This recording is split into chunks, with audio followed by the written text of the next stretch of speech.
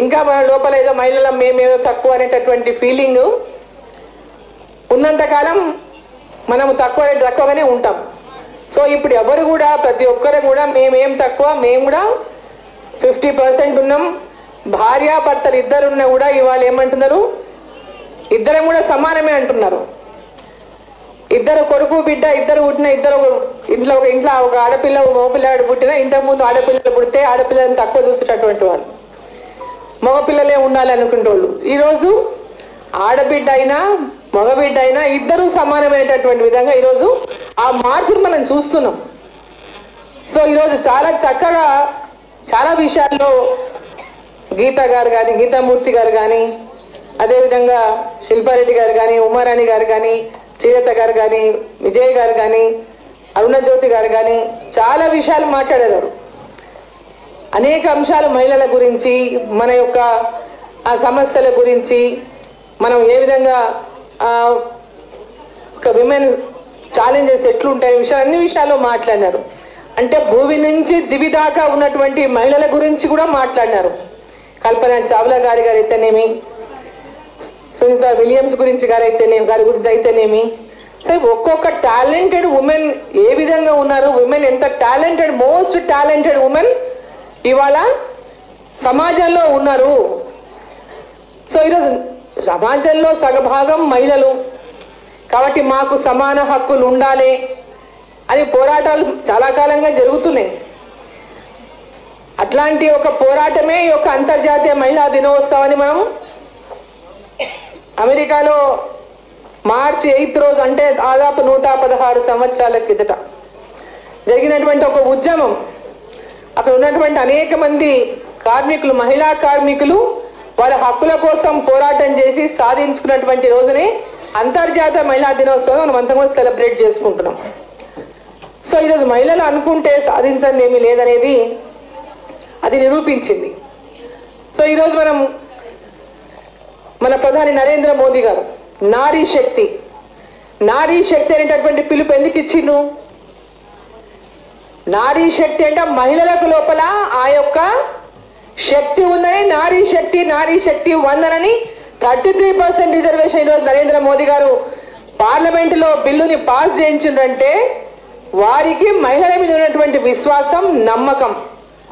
ఈ దేశంలో చట్టసభల్లో మహిళలు కూడా ఉండాలనేటటువంటి ఒక ఆలోచనతోనే ఎంతో కాలంగా ఎవ్వరూ జరిగినటువంటి కేవలం మాటలకే పరిమితమైనటువంటి మహిళా రిజర్వేషన్ బిల్లు మరి నరేంద్ర మోదీ గారి హయాంలో అది అమలు కాబోతుంది వచ్చే ఎన్నికల్లోనంటే దానికి ఇక్కడ ఉన్నటువంటి ప్రతి మహిళ కూడా ఈరోజు దాని నుంచి స్ఫూర్తి పొందాల్సినటువంటి అవసరం ఉన్నది.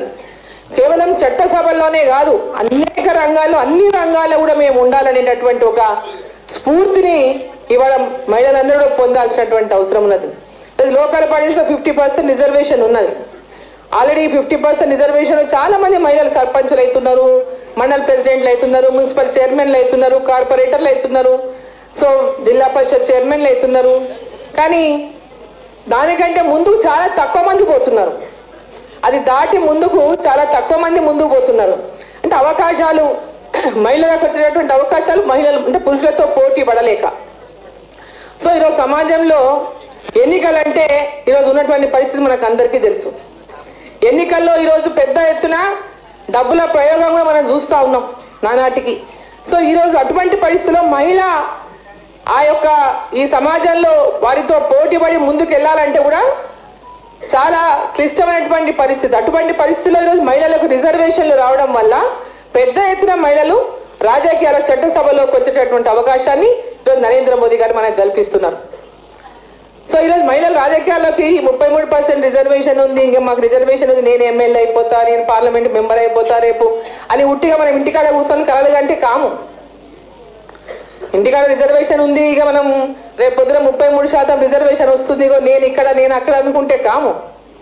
ప్రజల లోపల ఉండి ప్రజల సమస్యల పట్ల ఎప్పటికప్పుడు మనం స్పందిస్తూ వాళ్ళకు అందుబాటులో ఉండి ఆ సమస్యల పరిష్కారం కోసం వారిని ఇగో మేమున్నాం, ఎస్ ఫలానా మహిళ ఈమె ఇక్కడ మా దగ్గర పనిచేస్తా ఉంది, తను ఉంటే రేపు పొద్దున ఎస్ మాకు న్యాయం జరుగుతుంది అనేటటువంటిది ప్రజల లోపల మనం ఆ యొక్క పేరును మహిళలు సంపాదించుకోవాల్సినటువంటి అవసరం ఉంది. ఈరోజు ప్రతి ఒక్కరు కూడా సర్వీసెస్ని గుర్తిస్తూ ఉన్నారు. డబ్బు కూడా ఒక కారణం కావచ్చు, కానీ మనం చేసేటటువంటి సర్వీస్ కూడా పెద్ద ఎత్తున గుర్తింపు అనే విషయాన్ని మనం అందరం కూడా గుర్తుపెట్టుకోవాల్సినటువంటి అవసరం ఉంది. డబ్బు ఒక భాగం అయితే మన సర్వీస్ కూడా ఒక భాగం అనే విషయాన్ని మనం గుర్తుపెట్టుకోవాలి. మనం ఇచ్చేటటువంటి సర్వీస్ కానీ మన ప్రజల కేంద్ర ప్రభుత్వ పథకాలు అనేకం ఉన్నాయి. నరేంద్ర మోదీ గారు మహిళల కోసం ఈరోజు మనం ఇన్ని లిస్టు చదివితే ఇక్కడ ఎన్నో, అసలు మనం చెప్పడానికి వాటి గురించి చెప్పాలంటే టైం సరిపోదు, ఒక రోజు కూడా సరిపోదు. ఈ పథకాల గురించి మొత్తం మనం కనుక చెప్పుకుంటూ పోతే ఒక రోజు సరిపోదు. మొత్తం ఒక్కొక్క పథకం గురించి వివరణ చెప్పుకుంటూ పోతే మిషన్ ఇంద్రధనుష్ దాని గురించి చెప్పాలంటే టైం పడుతుంది.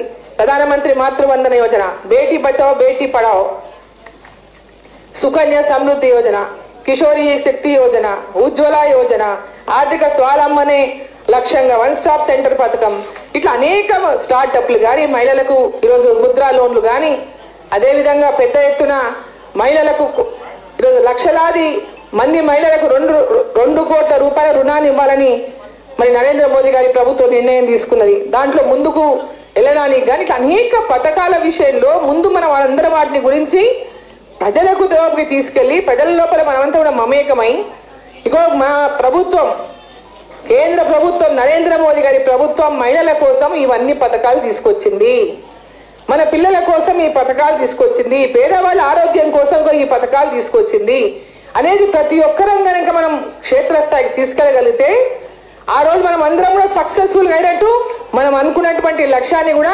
తప్పకుండా 33% రిజర్వేషన్లో పోటీ చేసే భారతీయ జనతా పార్టీ మహిళలందరూ కూడా విజయం సాధిస్తారు. మనం విజయం సాధించాలంటే మరి ప్రజల్లోకి మనం వెళ్ళాలి కదా.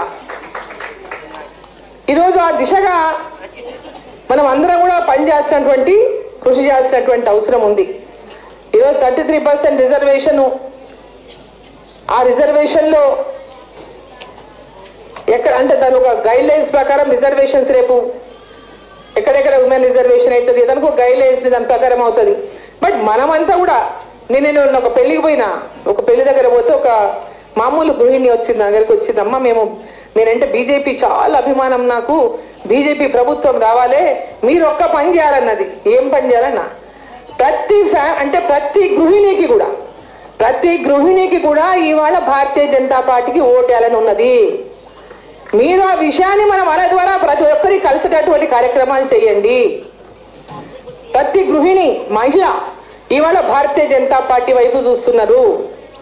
మీరు ఆ మహిళలను దగ్గరికి వెళ్ళి వారి ప్రతి ఒక్కరు భారతీయ జనతా పార్టీ వైపు మన వైపు చూస్తున్నామనేది వాళ్ళు మన వైపు వచ్చేలాగా మీరు అందరు చేసుకోవాలి అనేటటువంటి మాట ఒక మామూలు సామాన్య గృహిణి మాట్లాడి, అంటే వాళ్ళ లోపల కూడా ఇవాళ భారతీయ జనతా పార్టీ రాష్ట్రంలో రావాలి, దేశంలో ఉండాలి, మోదీ గారి నాయకత్వం ఉండాలి, మన ధర్మం ఉండాలి, మన సాంప్రదాయం ఉండాలి, మన సంస్కృతి ఉండాలి అనేది ఈరోజు ప్రతి ఒక్కరు కూడా ఆలోచన చేస్తూ ఉన్నారు.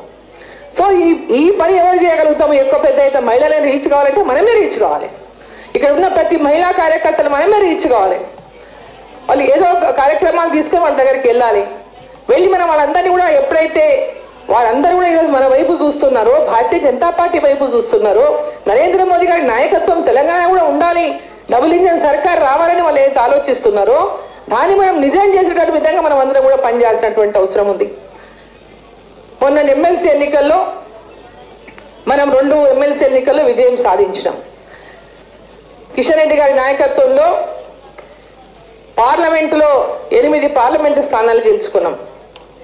అంతకుముందు 8 అసెంబ్లీ స్థానాలు గెలుచుకున్నాం. అసెంబ్లీ స్థానాలు ఇంకా ఎక్కువ గెలవాల్సి ఉన్నా సరే అనేక కారణాలతో మనం ఆ యొక్క ఎన్నికలు వెనుకబడ్డ, పార్లమెంట్ ఎన్నికలు వచ్చే వరకు భారతదేశంలో మోదీ గారు ఉండాలి, తెలంగాణలో కూడా ప్రతి ఒక్కరు భారతీయ జనతా పార్టీ వైపు చూసారు కాబట్టి అన్ని సీట్లు వచ్చినాయి, 35% పైన ఓట్లు వచ్చినాయి. మొన్న ఎమ్మెల్సీ ఎన్నికల్లో 2 అంటే 3 స్థానాలకు 2 స్థానాలు మనం కైవసం చేసుకున్నాం. కిషన్ రెడ్డి గారి నేతృత్వంలో ఈ 2 ఎమ్మెల్సీ స్థానాలు మనం కైవసం చేసుకోవడం అంటే మనం అందరు ప్రజలు అంటే దాంట్లో ఓటు వేసిన వాళ్ళందరూ ఎవరు? అందరు కూడా విద్యావంతులు, అందరు కూడా మేధావులు, విద్యావంతులు, వేసినటువంటి ఓట్లు ఆ ఎన్నికల్లో గ్రాడ్యుయేట్ ఎమ్మెల్సీ కానీ టీచర్ ఎమ్మెల్సీ కానీ. సో వారంతా కూడా ఈరోజు తెలంగాణలో కూడా భారతీయ జనతా పార్టీ రావాలని కోరుకుంటున్నారనేది ఈ ఎన్నికల్లో స్పష్టమైంది. సో ఈ ఎన్నికల ద్వారా మనం ఈ యొక్క అంశాన్ని అంటే ప్రజల లోపల రోజు రోజుకు భారతీయ జనతా పార్టీ పైన విశ్వాసం పెరుగుతూ ఉంది. గ్రాడ్యుయేట్ ఎమ్మెల్సీ ఎన్నికలో 55% ఓటు శాతం మనం తీసుకున్నాం. టీచర్ ఎమ్మెల్సీ ఎన్నికల్లో గ్రాడ్యుయేట్ ఎమ్మెల్సీ ఎన్నికల్లో 45% ఓట్లు తీసుకున్నాం. అంటే ఈరోజు వారంతా కూడా మన వైపు చూస్తున్నారు. అంటే ఈ తెలంగాణలో మార్పును కోరుకుంటున్నారు. ఇప్పుడు ఉన్నటువంటి ప్రభుత్వం ప్రజలకు ఇచ్చినటువంటి హామీలు నెరవేర్చకుండా ఈ యొక్క రాష్ట్రాన్ని ఇంకా అప్పుల కూపంలోకి నెట్టుతా ఉంది. ప్రజలకు ఇచ్చిన హామీలు ఏం నెరవేర్చి ఇంతకుముందు మాట్లాడిండ్రు శిల్పారెడ్డి గారు మాట్లాడిన అధ్యక్షురాలు గారు వారు ఇచ్చిన పథకాల యొక్క ఫెయిల్యూర్స్ అన్ని కూడా ఏ పథకం కూడా మహిళలకు ఇచ్చిన పథకాలు వాళ్ళు ఇంప్లిమెంట్ చేయలేదు. గ్రాడ్యుయేట్ స్టూడెంట్స్కి ఇచ్చినటువంటి పథకాలు ఇంప్లిమెంట్ చేయలేదు. ఇట్లా ఏ పథకం కళ్యాణ లక్ష్మి అని చెప్పి మోసం చేసిండ్రు. ఇట్లా అనేక పథకాలు ఇచ్చిండ్రు. వాళ్ళు అనేక పథకాలు 420 ఉన్నాయి వాళ్ళు ఇచ్చినటువంటి హామీలు. 6 గ్యారంటీలు అనేది పైన అది హెడ్లైన్. అవన్నీ చూస్తే 420 హామీలు ఉన్నాయి. మరి ఇవన్నిట్లో కూడా వాళ్ళు చేస్తున్నది తక్కువ ప్రచారము. రోజు పెద్ద ఎత్తున ప్రచారం చేసుకుంటున్నా ప్రజల లోపల మట్టుకు ఈరోజు ఈ ప్రభుత్వం పైన విశ్వాసం లేదన్నది చాలా స్పష్టంగా మనం ఈరోజు మొన్న ఎమ్మెల్సీ ఎన్నికల్లో చూసినాం, గ్రామీణ ప్రాంతాలు కూడా చూస్తున్నాం. కాబట్టి మనమంతా ఇక్కడ ఉన్నటువంటి ప్రతి పెద్ద ఎత్తున వచ్చినటువంటి నా తోటి మహిళలందరికీ కూడా మనకు అధికారం తెలంగాణలో రావాలి. భారతీయ జనతా పార్టీ అధికారంలోకి వస్తేనే ఇక్కడ ఉన్నటువంటి తెలంగాణ రాష్ట్రంలో జరగాల్సినటువంటి అభివృద్ధి కానీ అదేవిధంగా పెద్ద ఎత్తున మహిళల కోసం ప్రోత్సాహం అందిస్తున్నటువంటి అనేక లోన్స్ విషయంలో కానీ స్టార్టప్ల విషయంలో కానీ ముద్రా లోన్లు అనేక పథకాలు ఈ పథకాలన్నీ కూడా మనకు అందాలన్నప్పుడు ఇక్కడ మన ప్రభుత్వం ఉన్నప్పుడు అవి చేరువ కావడానికి అవకాశం ఎక్కువ ఉంటుంది. సో ఆ దిశగా మరి మన వాళ్ళందరూ కూడా మహిళలందరూ కూడా ఈ మహిళా దినోత్సవం సందర్భంగా శిల్పారెడ్డి గారు ఒక పిలుపు ఇచ్చినారు.